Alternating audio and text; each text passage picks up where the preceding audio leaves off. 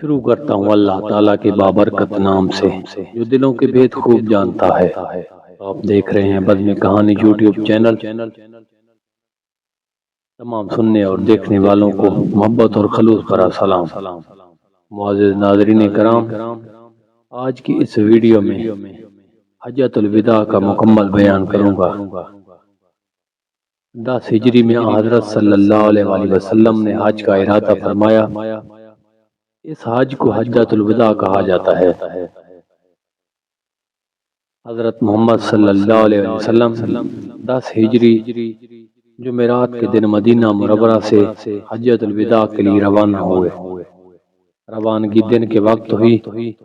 روانہ ہونے سے پہلے بالوں میں کنگھا کیا، سر مبارک میں تیل لگایا، مدینہ منورہ میں ظہر کی نماز ادا فرمائی اور عصر کی نماز ذوالحلیفہ میں ادا فرمائے۔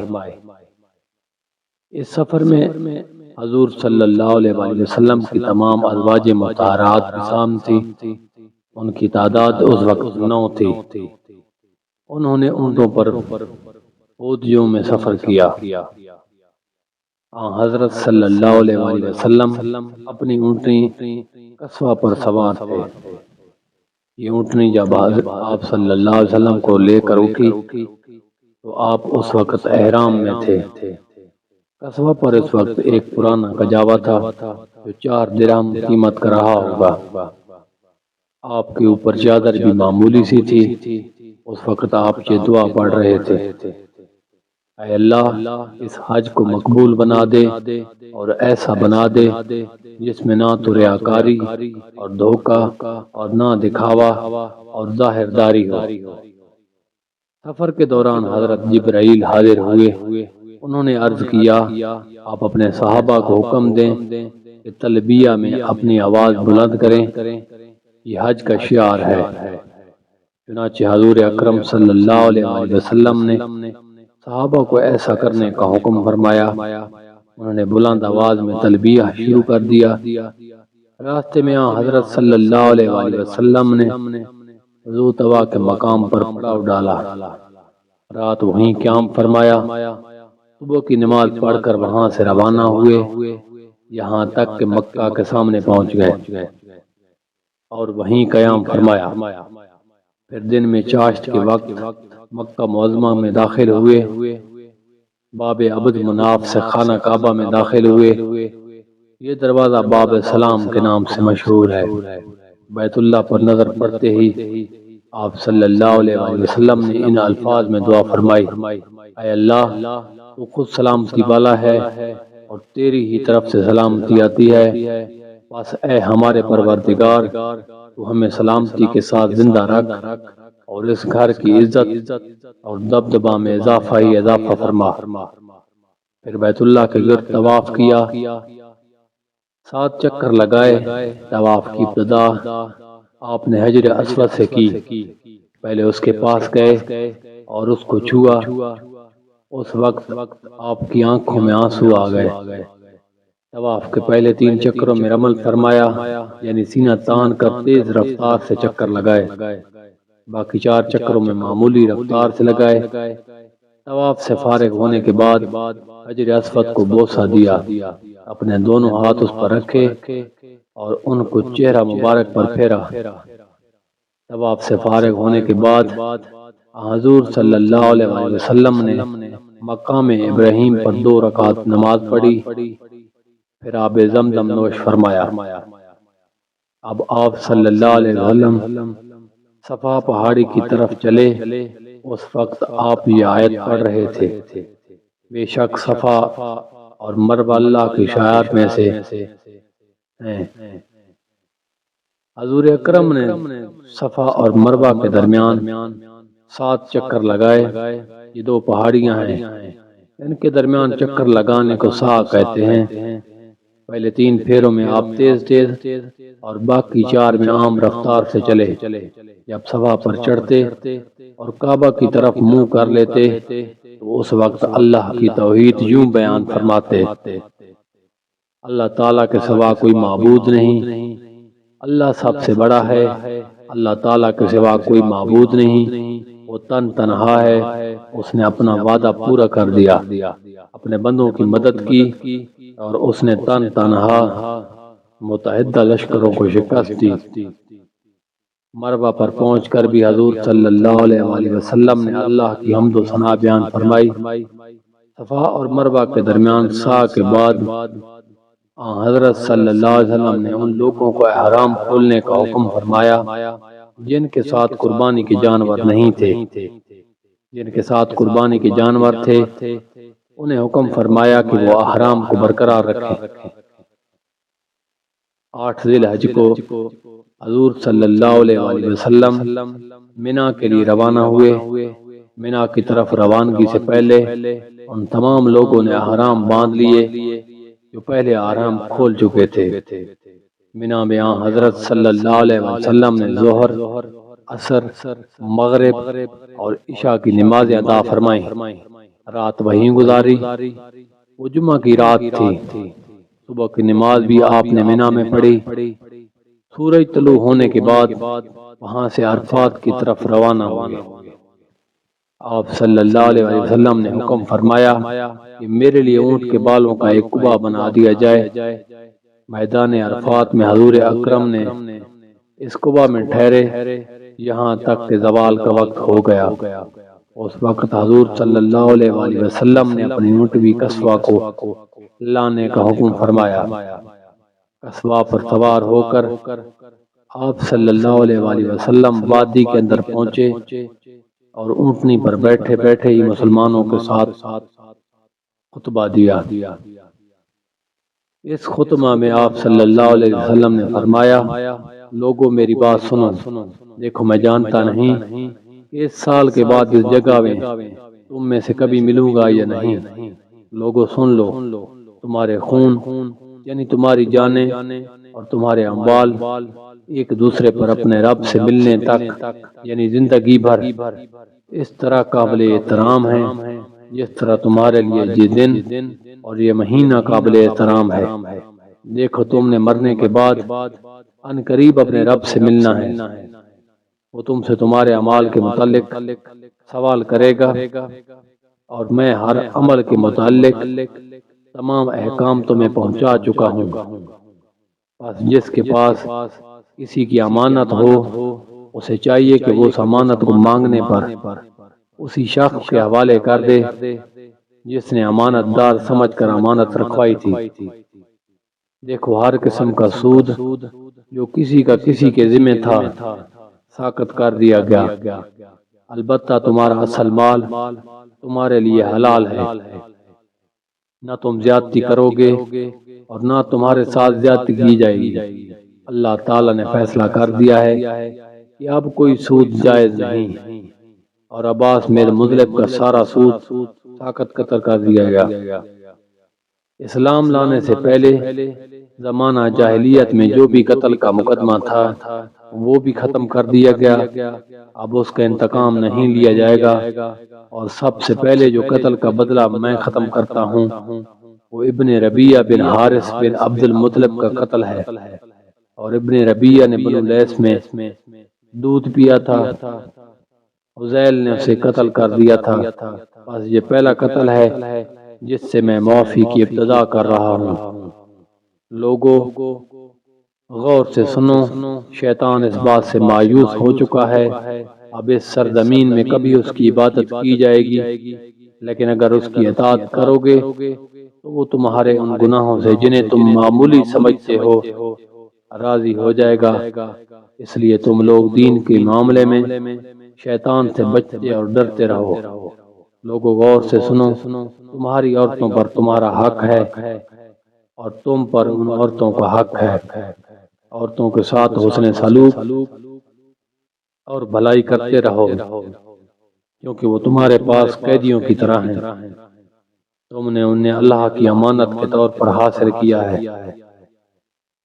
لوگوں میری بات سمجھنے کی کوشش کرو، میں نے تو ہر حکم پہنچا دیا، اب تمہارے اندر وہ چیز چھوڑی ہے کہ اگر اسے مضبوطی سے پکڑے رکھا تو کبھی گمراہ نہ ہوگے، اور وہ کھلی ہوئی چیز ہے کتاب اللہ اور سنت رسول اللہ۔ لوگوں میری بات سن کر غور کرو، خوب سمجھ لو، ہر مسلمان دوسرے مسلمان کا بھائی ہے اور تمام مسلمان بھائی بھائی ہیں، لہذا کسی بھی آدمی کے لیے اپنے بھائی کی کوئی چیز بلا اجازت حلال نہیں، ہاں مگر وہ اس وقت تک جب وہ دل کی خوشی سے کوئی چیز خود دے دے۔ بس تم لوگ اپنے آپ پر کسی بھی حالت میں ظلم مت کرنا۔ لوگوں بتاؤ میں نے تبلیغ کا حق ادا کر دیا؟ لوگوں نے جواب میں کہا یقیناً یقیناً۔ اس پر آپ صلی اللہ علیہ وسلم نے آسمان کی طرف رخ کیا اور شہادت کی انگلی اٹھا کر فرمایا، اے اللہ آپ گواہ رہیے گا، اے اللہ آپ گواہ رہیے گا، اے اللہ آپ گواہ رہیے گا۔ خطبے سے فارغ ہو کر حضرت صلی اللہ علیہ وآلہ وسلم نے حضرت بلال کو اذان کا حکم دیا۔ اذان کے بعد ظہر کی تکبیر کہی گئی اور نماز ادا کی گئی، پھر عصر کی نماز کے لیے تکبیر کہی گئی اور نماز ادا کی گئی، یعنی دونوں نمازیں ایک ساتھ ادا کی گئیں۔ دونوں نمازوں کے لیے اذان ایک کہی گئی اور تکبیریں الگ الگ ہوئیں۔ عرفات میں ایک جماعت خدمت اقدس میں حاضر ہوئی، انہوں نے پوچھا آج کس طرح کیا جاتا ہے؟ آپ صلی اللہ علیہ وآلہ وسلم نے ارشاد فرمایا، حج دراصل وقوف عرفات کا نام ہے، یعنی عرفات میں ٹھہرنا حج کرنا ہے۔ عرفات کا پورا میدان وقوف کی جگہ ہے۔ اب آپ صلی اللہ علیہ وسلم مشعر الحرام کے لیے روانہ ہوئے۔ اس وقت آپ صلی اللہ علیہ وسلم نے حضرت اسامہ بن زید کو اپنے پیچھے بٹھایا۔ آپ لوگوں کو اطمینان سے چلنے کا حکم فرماتے رہے۔ اسی طرح مشعر الحرام پہنچے، یہاں مغرب اور عشاء کی نمازیں ایک ساتھ ادا فرمائیں۔ یہ دونوں نمازیں عشاء کے وقت پڑھی گئیں۔ عورتوں اور بچوں کے لیے آپ صلی اللہ علیہ وآلہ وسلم نے حکم فرمایا کہ آدھی رات کے وقت 1 گھنٹے بعد ہی مشعر الحرام سے منی روانہ ہو جائیں، تاکہ وہاں ہجوم ہونے سے پہلے شیطان کو کنکریاں مار سکیں۔ فجر کا وقت ہوا، آپ صلی اللہ علیہ وآلہ وسلم نے مشعر الحرام میں منہ اندھیرے ہی نماز پڑھائی، پھر سورج نکلنے سے پہلے مشعر الحرام سے منا کی طرف روانہ ہوئے۔ جمرہ عقبہ بڑے شیطان پر پہنچ کر آپ صلی اللہ علیہ وآلہ وسلم نے 7 کنکریاں ماری۔ شیطانوں کو کنکریاں مارنے کے عمل کو رمی کہتے ہیں۔ یہ کنکریاں مشعر الحرام سے چن لی جاتی ہیں۔ ہر کنکری مارتے وقت آپ صلی اللہ علیہ وآلہ وسلم اللہ اکبر فرماتے رہے۔ اس وقت بھی آپ اونٹنی پر سوار تھے۔ حضرت بلال اور حضرت اسامہ آپ صلی اللہ علیہ وآلہ وسلم کے پاس تھے۔ حضرت بلال رضی اللہ تعالیٰ عنہ نے آپ صلی اللہ علیہ وسلم کی اونٹنی کی لگام پکڑ رکھی تھی اور حضرت اسامہ آپ کے اوپر کپڑے سے سایہ کیے ہوئے تھے۔ اس موقع پر آپ نے مسلمانوں کو خطبہ دیا، اس میں ایک دوسرے کے مال اور عزت کو حرام قرار دیا۔ آپ صلی اللہ علیہ وآلہ وسلم نے ذی الحجہ کی 10ویں تاریخ کو حرمت کا دن قرار دیا اور فرمایا، اے لوگو، تمہارا خون، تمہارا مال اور تمہاری عزت اور ناموس تمہارے درمیان ایک دوسرے پر اسی طرح حرام ہیں جس طرح یہ دن تمہارے لیے حرمت کا دن ہے، جس طرح اس شہر کی حرمت ہے اور جس طرح اس مہینے کی حرمت ہے۔ یہ الفاظ کئی بار فرمائے، آخر میں دریافت فرمایا، اے لوگو، کیا میں نے تبلیغ کا حق ادا کر دیا؟ لوگوں نے اقرار کیا۔ پھر آپ صلی اللہ علیہ وآلہ وسلم نے فرمایا، اب تم میں سے جو موجود ہیں وہ غائب تک یہ تبلیغ پہنچا دے، میرے بعد تم کفر کی تاریکیوں میں لوٹ نہ جانا۔ یہ آپس میں ایک دوسرے کی گردنیں مارنے لگو۔ حضور اکرم صلی اللہ علیہ وآلہ وسلم نے لوگوں سے یہ بھی فرمایا کہ مجھ سے حج کے مناسک یعنی ارکان سیکھ لو، کیونکہ ممکن ہے اس سال کے بعد مجھے حج کا موقع نہ ملے، اور ایسا ہی ہوا۔ کیونکہ اس حج کے صرف 3 ماہ بعد حضور اکرم صلی اللہ علیہ وآلہ وسلم کی وفات ہو گئی تھی۔ اس کے بعد آپ منی میں قربانی کی جگہ تشریف لائے اور 63 اونٹ قربان فرمائے۔ یہ سب جانور آپ صلی اللہ علیہ وآلہ وسلم مدینہ منورہ ہی سے لائے تھے۔ اپنے دست مبارک سے ذبح فرمائے، گویا اپنی عمر کے ہر سال کے بدلے ایک جانور قربان فرمایا۔